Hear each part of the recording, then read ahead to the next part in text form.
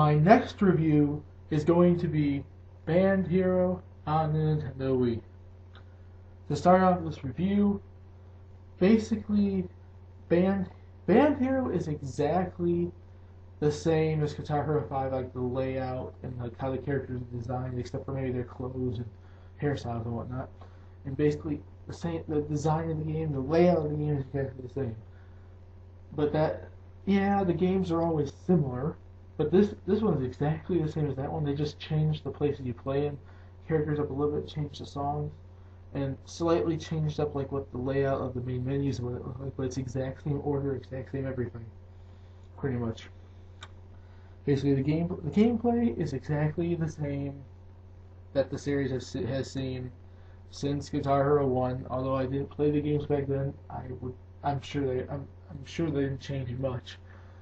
Since it's basically just pressing the buttons as the notes come down. The graphics presentation of the game, like I said before, it's the exact same layout, the exact same style as Guitar Hero 5 was, but that it's expected, especially since this game only came out like 2 months after Guitar Hero 5, so it wasn't like they were totally going to change the game up. It wasn't like the change from like 4 to 5 or from like 3 to 4 and stuff like that. But there was a slight change, but it's pretty much the exact same style of the thing.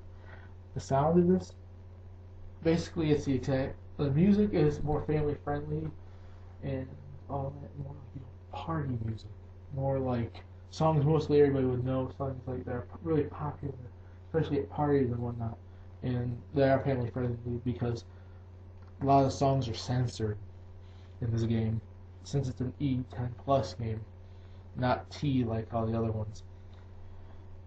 But this game does have a lot of good songs like Bring Me to Life and, in my opinion, you might not have the same opinion as me, but this is my opinion, like Mr. Roboto, Bring Me to Life, Foo Fighting, Wannabe, ABC, and all those other things. The story basically is the same kind of story you see in 5, where you go through various concerts, performing songs and doing, trying to collect stars, do really good at the certain songs and do their challenges to try to give you more stars, to unlock stuff in the songs. And now the unlockables in this game, they're decent. Unlocking Taylor Swift, the members of No Doubt, the lead singer of Maroon 5 and whatnot. I think they're decent unlockables. I do think 5's was a little bit better, with Johnny Cash and Kurt Cobain and people like that. But this route, I think they were pretty good. I think there are some pretty good unlockables in there.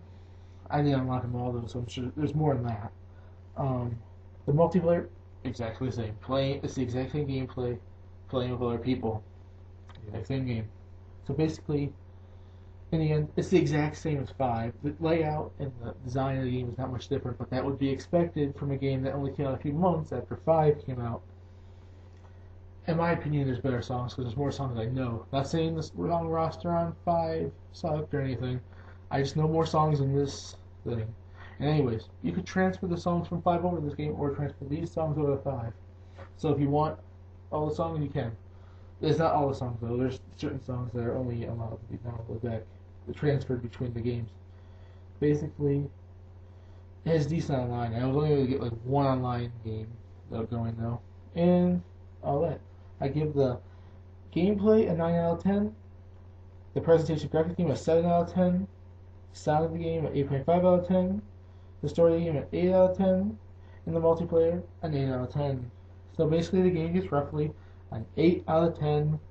See you guys later.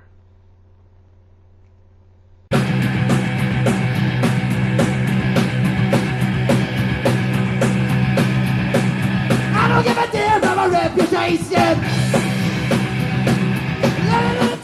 No communication. You don't really know that it's the country. I ain't gonna switch. I don't give a damn about my bad reputation. Oh no, not me. I don't give a damn about my reputation.